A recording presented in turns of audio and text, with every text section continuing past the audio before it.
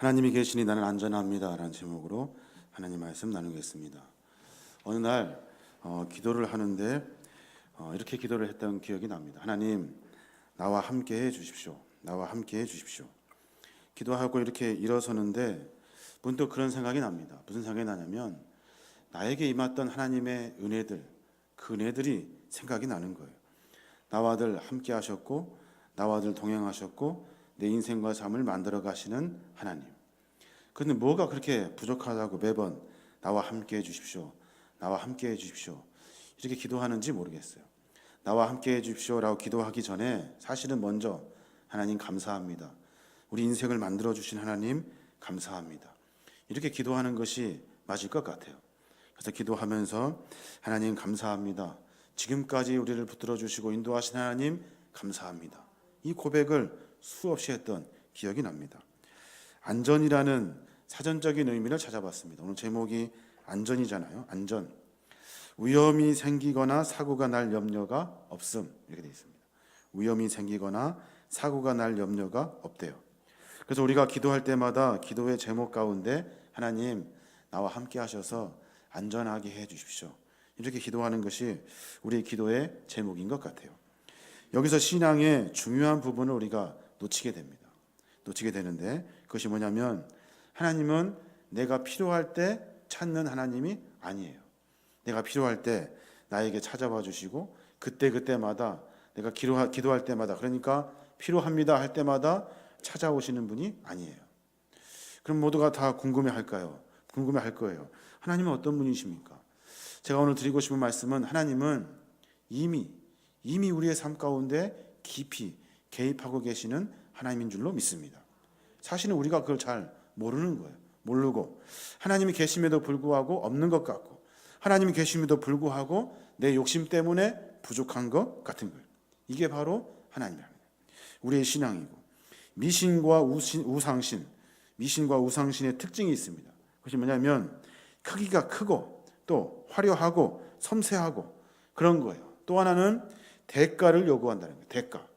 대가, 무언가 해야 된만이 우리가 얻을 수 있는 그런 대가들. 성경은 하나님을 그렇게 소개하지 않습니다. 대가를 지불해야 우리가 하나님의 사랑을, 은혜를, 축복을 받는다고 가리키지 않습니다. 우리를 사랑하셔서 그저 값없이 자신의 독생자를 보내주신 분이 하나님이셔요. 그래서 우리 인생 가운데 하나님은 이미 우리와 함께 가시고 싶은 마음이 가득하신 거예요. 함께 하고 싶어서 우리에게 독생자 예수 그리스도를 우리에게 보내어 주신 거예요.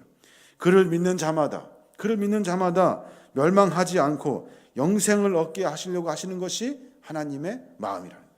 근데 우리는 그렇게 매번 뭐가 그렇게 부족하다고 매번 이렇게 하나님 하면서 이렇게 찾냐는 거예요.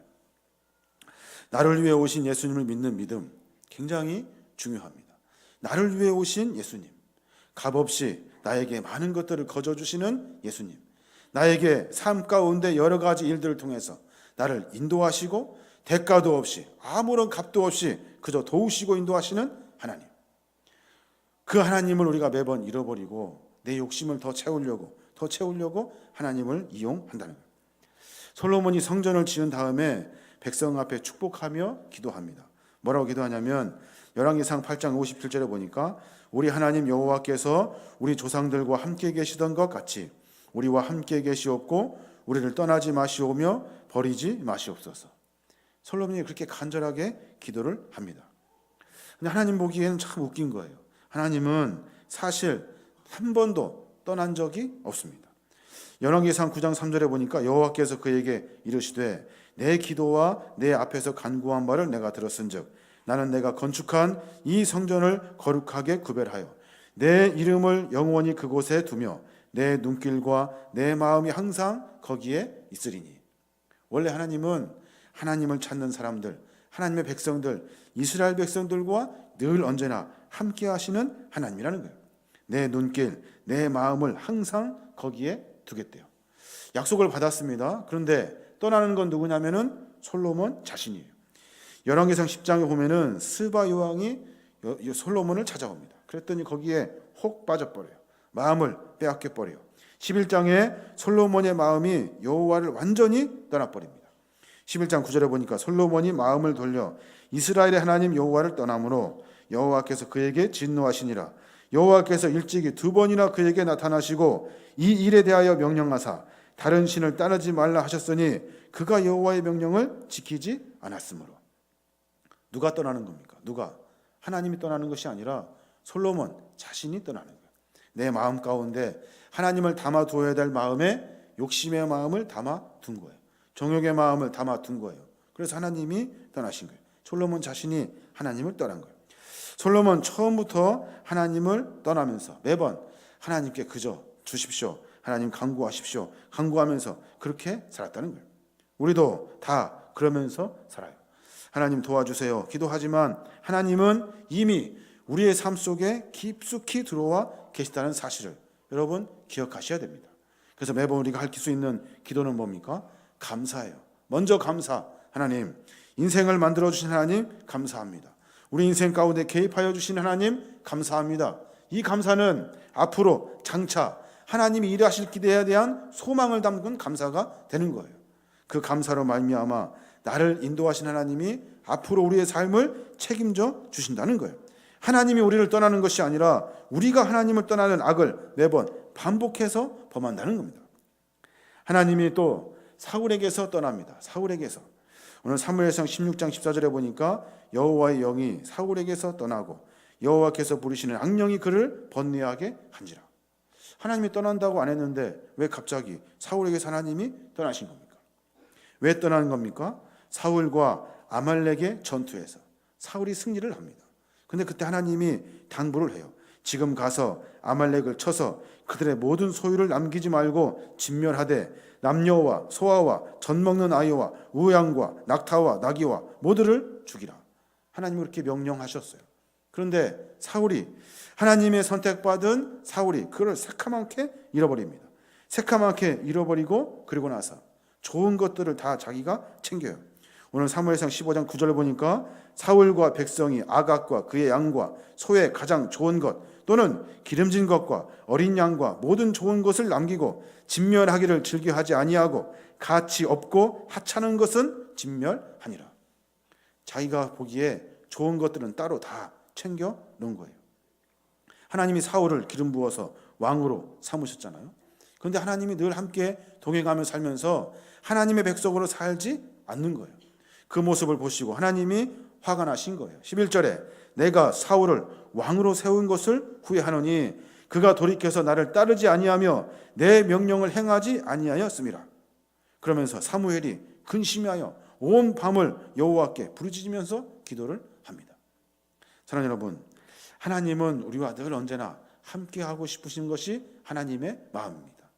우리 마음 가운데 다른 것을 두고 다른 것이 중요하다고 생각하기 시작하면 그때부터는 하나님이 우리를 떠나는 것이 아니라 우리가 하나님을 떠나게 되는 거예요.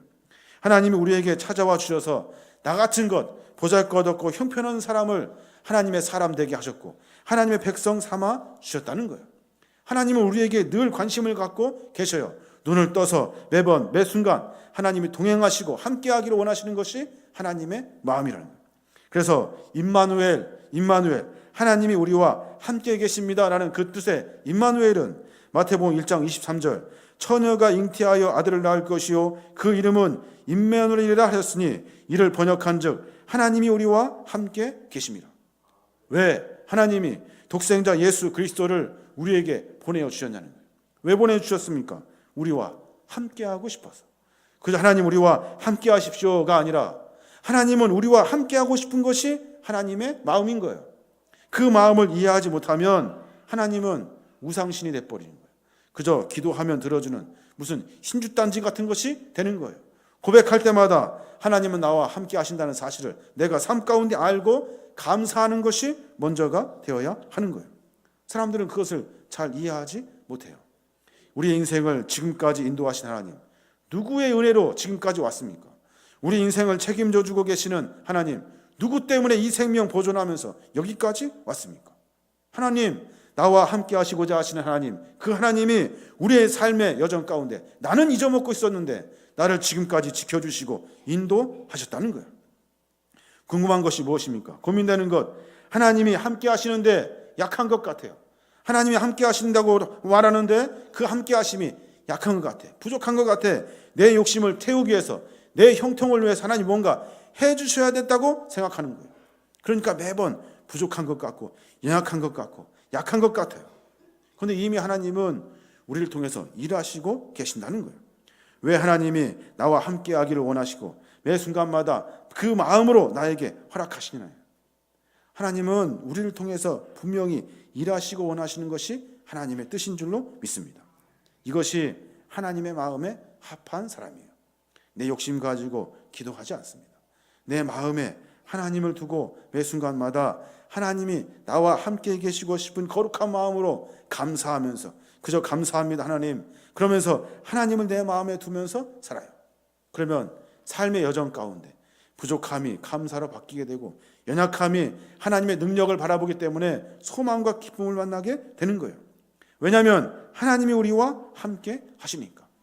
죄 많은 별짓 다 하고 돌아다니는 나 같은 것을 하나님이 함께하고 싶으시대요. 함께하고 싶으셔서 매번 나와 동행하고 계시는 거예요. 이스라엘 백성들 왜 물을 안 주냐, 왜 먹을 것을 안 주냐, 매번 이렇게 간구하면서 매번 이렇게 불평을 쏟아냅니다. 출애굽기 17장 2절에 보니까 백성이 모세와 다투어 우리에게 물을 주어 마시게 하라. 모세가 이르되 너희가 어찌하여 나와 다투느냐, 너희가 어찌하여 여호와를 실험하느냐라고 말합니다. 왜 나한테 뭐라고 하니? 너희 인생을 한번 뒤돌아봐. 너를 지금까지 인도하신 하나님이 기억나지 않니? 너를 지금까지 붙들어 주시고 책임져 주시고 지금까지 함께 하신 하나님이 기억나지 않니? 그 하나님께 감사한다면 앞으로 되어질 하나님의 일들에 대한 소망을 우리가 가질 수 있는 거예요. 이게 바로 믿음 있는 자의 삶의 모습이라는 겁니다. 베드로가 주님을 3번이나 부인합니다. 베드로가 주님을 3번이나 부인해요. 그렇게 예수님을 쫓아다녔던 베드로가 주님이 잡히시는 그날 3번이나 주님을 모른다고 부인합니다. 그 전에 예수님이 베드로에게 닭이 울기 전에 네가 나를 3번 부인할 것이다 라고 예언하셨어요. 근데 베드로가 닭이 부인하고 난 다음에 닭이 울어. 그러면서 막 눈물을 쏟아냅니다. 눈물을. 왜 쏟아낸 겁니까? 왜? 모두가 다 모를 줄 알았는데 자기가 예수님의 제자라는 것을 알아서? 아니면 이제는 죽을까 봐 두려워서? 그렇지 않습니다. 주님이 우리를 위해서 묵묵히 십자가를 지시기 위해서 가시는 그 주님의 마음을 베드로가 아는 거예요. 뻔히 다 알고 계셔요. 내가 3번 부인할 것까지 다 알고 계신 주님께서 그 십자가의 사건을 모르실 리가 없었던 거예요. 주님이 잡히셔서 채찍에 맞으시고 그 고초를 당하신 그것을 보고 예수님은 뻔히 알고 있었는데 그 길을 한 걸음 한 걸음 걸어 가시는 거예요. 베드로가 그 예수님의 마음을 안 거예요. 예수님은 우리와 늘 언제나 함께 하시고 싶으신 것이 예수님의 마음이에요. 이것이 바로 하나님의 마음인 거예요. 그런데 우리는 그것을 몰라요. 모르고 내 욕심, 내 마음 가운데 다른 것을 더 많이 채워놓으려고 하나님을 찾는다고. 먼저 감사하시는 여러분 되시기 바랍니다. 내 인생을 만들어주신 하나님께 감사하셔야 돼요. 이게 우리의 고백이 되어야 하는 거예요. 다른 소원의 기도 하기 전에 하나님 감사합니다. 감사합니다. 지금까지 인도하신 하나님 감사합니다. 내 인생의 삶을 만들어주신 하나님 감사합니다. 이것이 우리의 고백이 되어야 하는 거예요. 그리고 또 하나, 우리의 인생을 누가 운행하냐는 거예요. 누가? 우리가 합니까? 우리의 실력으로 합니까? 그렇지 않습니다. 우리 인생을 운행하시는 분은 하나님이라는 사실을 기억하셔야 돼요. 내가 무슨 실력을 가지고 할 수 있는 것이 아니에요. 하나님이 하시는 거예요. 노아가 방주를 만듭니다. 방주. 이 방주 특이합니다. 왜 특이하냐면 보통 배는 키가 있고 엔진이 있고 돛이 있고 막 이러잖아요. 근데 방주는 키가 없어요. 방향타가 없어요. 그냥 박스예요. 박스. 나무 박스. 거기에다가 다 집어넣은 거예요. 그러면서 물이 불어나고 홍수가 일어나고 그리고 수많은 물결 가운데 그 방수가 방치됩니다. 하나님께서 그 배를 운행하고 계시는 거예요. 너희들이 하는 것이 아니라, 네가 방향키를 잡고 돌리는 것이 아니라 하나님이 그 배를 운행하고 계시는 거예요. 모세가 갈대 상자에 담깁니다. 어린 모세가 그냥 갈대 상자에 담겨요. 담겨가지고 호숫가에, 그 강가에 이렇게 띄어 놓습니다. 그 누나가, 그리고 그 어미가 어떻게 될까봐 전전긍긍하면서 마음을 졸이면서 쳐다봅니다. 그 강물의 물이 그 방주리를 뒤집을까봐 걱정하고, 그 광주리가 그냥 갈대밖에 그냥 박혀서 아무것도 움직이지 못하면 큰일 나는 거예요. 그리고 물고기가 나타나서 그것을 뒤집어 가지고 그 모세를 다 어떻게 하면 큰일 나는 거예요. 그 조바심의 마음으로 그 방주가 둥둥둥 떠서 어디로 갑니까? 어디로? 바울의 궁으로 들어가는 거예요. 그 광주리도 역시 키가 없어요. 방향타가 없어요. 하나님이 운행하고 계시는 거예요. 아무리 연약하고 힘이 없어도 하나님이 내 삶을 운행하고 계시다는 사실을 기억하면 우리에게는 희망이 보이는 거예요. 우리에게는 소망을 가질 수 있는 거예요. 노아의 방주와 모세의 바구니를 히브리어로 테바라고 합니다. 테바. 테바는 박스라는 뜻이에요. 박스. 이 박스는 하나님이 운행하고 계시다는 뜻을 담고 있어요. 보잘것없는 내 인생, 보잘것없는 내 모습, 내 삶의 형편을 하나님이 운행하고 계시는 줄로 믿습니다. 오늘 엘리야가 갑자기 뜁니다. 갑자기 뛰어. 정신없이 뛰어요. 어디로 가는지 모르게 정신없이 뜁니다. 왜 뜁니까? 살려고. 자기 스스로 노력하고 있는 거예요. 가다가 지치고 지쳐서 로뎀나무 한 모퉁이에 그냥 가서 쓰러집니다. 그리고 나서 여호와를 불러요. 한 로뎀나무 아래에 앉아서 자기가 죽기를 원하이로되 여호와여 넉넉하오니 지금 내 생명을 거두소서 나는 내 조상들보다 낫지 못하나이다. 하나님 이제는 안 될 것 같아요. 아무리 뛰어도 도망갈 수가 없어요. 이제는 내가 죽였으면 좋겠습니다. 나를 좀 죽여주십시오라고 이야기하고 있는 거예요. 인생의 열심으로 살았어요. 그 열심으로 수고하면서 살았어요. 그랬더니 결국에는 마음 가운데 두려움만 있다는 거예요. 이세벨의 군대들이 막 쳐들어옵니다. 자기를 쫓아오고 있는 거예요. 이상 모든 것들이 다 악하고 두렵고 검습하는 것들로 나를 얽어매더라는 거예요. 그러니까 하나님 이제는 됐습니다. 나는 조상들보다 낫지 않으니까 나를 좀 죽여주십시오 라고 이야기하고 있는 거예요. 그랬더니 하나님이 그에게 나타나셔요. 5절에 로뎀나무 아래에 누워 자더니 천사가 그를 어루만지며 그에게 이르되 일어나서 먹으라 하는지라. 6절에 본즉 머리맡에 숯불에 구운 떡과 한 병 물이 있더라. 이에 먹고 마시고 다시 누웠더니 여호와의 천사가 또다시 와서 어루만지며 이르되 일어나 먹으라. 내가 갈 길을 다 가지 못할까 하노라 하는지라. 하나님이 나타나셔서 그에게 도우시고 인도하고 계시는 거예요. 엘리야 자기가 뛰면 도망갈 수 있다고 생각했을 거예요. 근데 도망갈 수가 없습니다. 그러니까 쓰러져서 이제 나를 좀 죽여주십시오. 나 도저히 안 되게 할 것 같습니다. 죽여주십시오. 그랬더니 하나님이 또 운행하시는 거예요. 나타나셔서 물을 주고 떡을 주고 다시 일으켜주고 또 한 번 물을 주고 떡을 주고 다시 일으키고 그리고 삶을 살아내게 하시는 거예요. 엘리야가 누가 찾아오신 거예요? 엘리야에게 누가 찾아온 거예요? 하나님이 찾아오신 거예요. 누구 힘으로 살고 있는 겁니까? 엘리야의 힘이 아니에요. 하나님의 힘으로 살고 있는 거예요. 우리도 그럴 때 있잖아요. 정신없이 인생 살다 보면 내가 지금 어디로 가는지 모르게 내가 지금 무엇을 하고 있는지 모를 때가 참 많아요. 그때마다 삶의 현장이 두려워서 하나님을 잃을 때가 있다고요. 그러면서 포기하고 자포자기하고 그냥 아이고 죽을 것 같다라고 이야기할 때 많잖아요. 사랑하는 여러분, 그때마다 나를 운행하시는 하나님을 기억하셔야 돼요. 내 인생을 만들어 가신 하나님을 기억하셔야 돼요. 그러면 내 인생과 삶 가운데 소망과 기쁨을 만나게 되는 거예요. 이게 바로 그리스도인이라는 거예요. 우리 인생을 운행하신 하나님, 그 하나님을 믿으셔야 돼요. 하나님은 엘리야에게 또 말씀하셔요. 엘리야가 그곳 굴에 들어가 유하더니 여호와의 말씀이 저에게 임하여 이르시되 엘리야야 내가 어찌하여 여기 있느냐? 저요? 무서워서 여기 있는 거예요. 지금 무서워서 쭈그리고 앉아 있는 거예요. 그랬더니 하나님 말씀하시는 거예요. 엘리야야 어찌하여 내가 여기 있느냐? 너 여기서 무엇하고 있니? 라고 말씀하고 계시는 거예요. 네가 할 일은 여기서 숨어 있는 것이 아니야. 네가 할 일은 두려운 마음으로 하루하루 전전긍긍하며 살아가는 것이 아니야.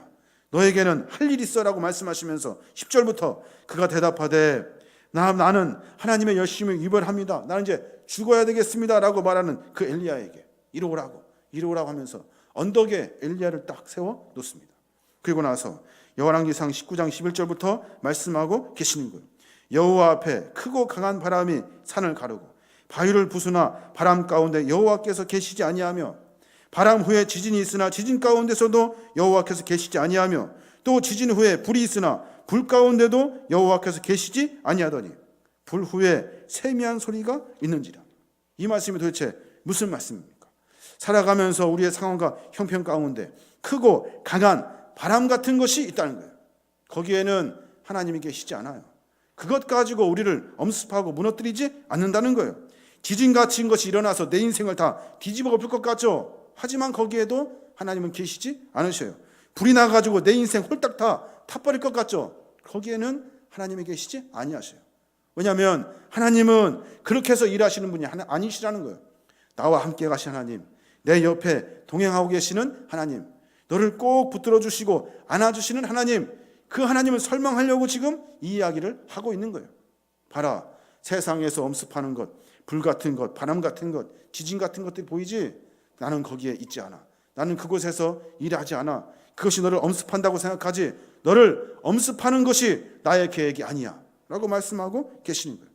불 후에 있는 세미한 소리, 불 후에 있는 세미한 소리, 그 소리가 무슨 소리입니까?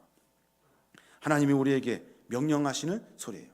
너에게 사명이 있고 너에게 하나님의 은혜로 말미암아 살아갈 힘이 있다고 격려하며 말씀하고 계시는 거예요. 엘리야에게 일어나 할 일이 있다고 말씀하시면서 하사엘에게 기름 부어 아람의 왕이 되게 하고, 그리고 엘리사에게 기름 부어 너 대신 선지자가 되게 하여라. 그리고 다 죽었다고 이제 나 혼자 남아서 이제 내 차례라고 생각하는 일들 걱정하지 말라. 너를 위해서 감추어 놓은 7,000명의 용사들이 있다고 엘리야에게 설명해주고 계시는 거예요. 인생을 만드는 것이 무엇입니까? 우리의 힘과 우리의 의지, 우리가 가진 것 가지고 우리의 인생을 만드는 것이 아니에요. 부족하지만 연약하지만 우리를 만들어 가신 하나님, 우리를 운행하신 하나님, 우리와 함께 동행하신 하나님, 그 하나님 우리 인생을 만드시는 거예요. 그러니까 염려할 것이 없어요. 두려워할 것이 없어요. 내 상황과 형편 가운데 걱정과 근심으로 살아간 것이 아니에요. 하나님이 하실 것인데 무엇이 두렵습니까? 무엇이 염려됩니까? 사랑하는 여러분, 선포합니다. 이제 앞으로 많은 일들이 있을 거예요. 우리 인생 가운데 계속해서 반복되는 것은 두려움이고 어려움이고 고통이고 괴로움인 거예요. 바람같이 큰 바람, 지진 같은 인생들, 불같이 일어나서 나를 다 덮을 것 같은 것들이 나를 엄습해 올 거라고. 거기에는 나와 함께 계신 하나님은 계시지 않아요. 그것으로 나를 무너뜨리는 것은 하나님의 방법이 아니에요. 나와 함께 하신 하나님, 나를 운행하신 하나님, 그 하나님이 그런 것들을 다 이기고 나서 하나님의 사명, 하나님의 일들을 만들어가게 하시는 거예요. 이게 바로 하나님의 뜻이라는 겁니다. 2019년도를 살아가면서 우리 모두가 다 고백할 것이 무엇입니까? 하나님, 나와 함께 하십시오. 그래야 내가 살 것 같습니다. 이런 것이 아니에요. 하나님은 이미 우리와 함께 하시고자 하시는 것이 하나님의 마음인 거예요. 하나님 감사합니다. 감사합니다를 고백하셔야 돼요. 그리고 나를 운행하는 것은, 내 인생을 만들어가는 것은 내 실력이 아니에요. 내가 가진 것이 아니에요. 하나님이신 줄로 믿습니다. 하나님이 하시면 되는 거예요. 그 하나님께 또 감사하며 나아가는 거예요. 이게 바로 우리의 고백이 되어야 될 줄로 믿습니다. 여기 모인 우리 모두가 다 이제 앞으로 하나님을 좀 다시 찾아내시길 바랍니다. 그래서 고백하시길 바랍니다. 하나님, 나와 함께 하신 하나님 감사합니다. 나와 동행하신 하나님 감사합니다. 그 하나님을 고백하시면서 삶 가운데 승리를 만나시는 믿음의 종들 되시길 바랍니다.